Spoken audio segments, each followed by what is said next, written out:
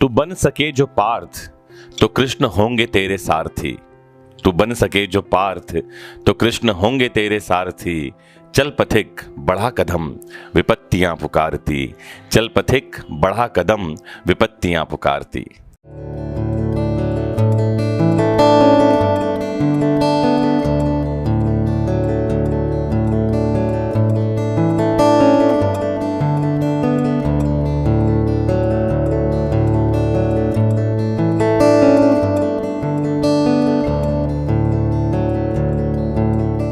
Sunday motivation मंत्रा में आपके साथ हूं मैं, आपका मित्र मनमोहन जोशी।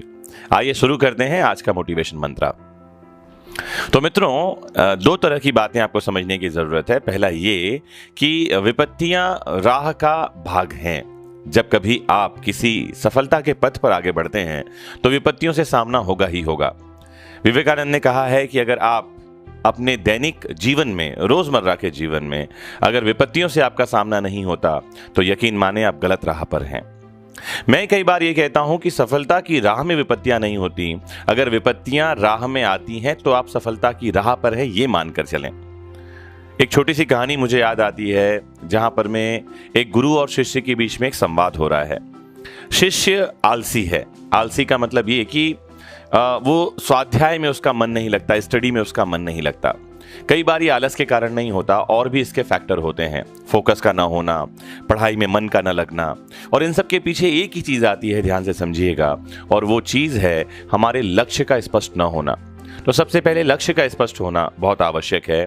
एम डिसाइड हो जाए तो उसके पीछे का कारण चाहिए कि उस एम को क्यों हासिल करना है, और उसके बाद फिर सभी तरह की लेजीनेस को हटाना होगा।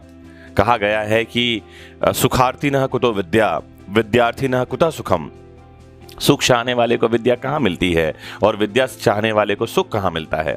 सुखार्थी न कुतो विद्या विद्यार्थी न कुतः सुखम। सुखार्थी वात्य जेत विद्या विद्यार्थी वात्य जेत सुखम। जिसको सुख चाहना है उसको विद्या छोड़ देनी चाहिए, और जिसको विद्या का चाह है उसे सुख छोड़ देना चाहिए। तो एक छोटी सी कहानी मुझे याद आ रही थी। मैंने बताया आपको कि एक शिष्य और गुरु के बीच में संवाद है। शिष्य बड़ा आलसी है, पढ़ाई में उसका मन नहीं है, और गुरु चाहता है कि ये पढ़ लिख कर एक सफल इंसान बने, अपने लक्ष्य को हासिल कर ले। तो हुआ ये कि गुरुजी इस चिंता में लगे रहते थे कि कहीं उनका यह शिष्य जीवन संग्राम में पराजित ना हो जाए, यह परीक्षा में असफल ना हो जाए। आलस्य में व्यक्ति को अकर्मण्य बनाने का पूरा सामर्थ्य होता है, ऐसा कहा गया है। ऐसा व्यक्ति बिना परिश्रम के ही फल की कामना करता रहता है।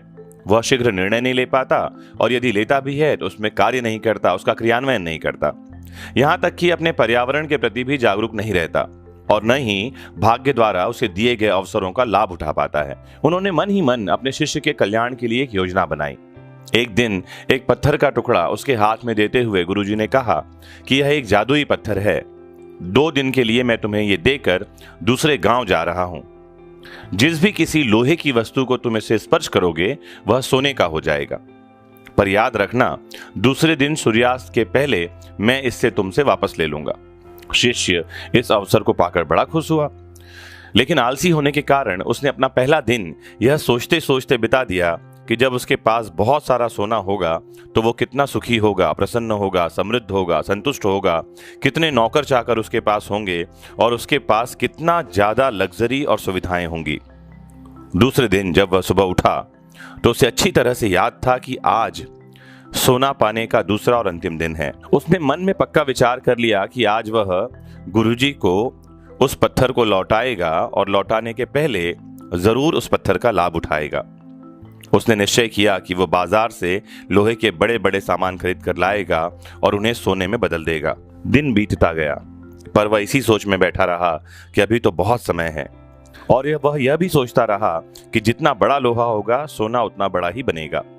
उसने सोचा कि अब तो दोपहर का भोजन करने के बाद ही सामान लेने निकलूंगा। फिर भोजन करने के बाद उसने सोचा थोड़ा विश्राम ही कर लेता हूं, क्योंकि सोना बनने में ज्यादा देर लगेगा नहीं, पत्थर को छुआते ही वो सोना बन जाएगा।